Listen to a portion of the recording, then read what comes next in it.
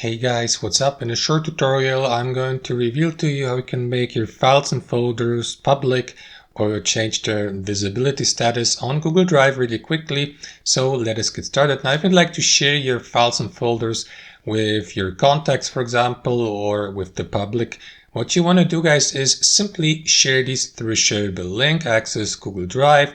After that, head over to the location where the file is stored. So let me go, for example, of that spreadsheet here for demonstration purposes. So to share it, right click on the given file and select share here. After that, click on share here to the right, or select or choose the shortcut Ctrl-Alt-A. That is going to open up that window for you. So to share that file with the outside world, what you want to do is simply change its visibility or access status here from restricted to anyone with the link.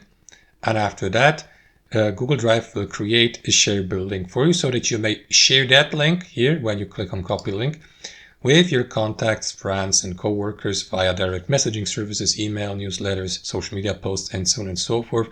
So that's basically it, guys. Confirm by clicking on done here, and that will do it. I hope you enjoyed this video. Thanks for watching and have a fantastic day.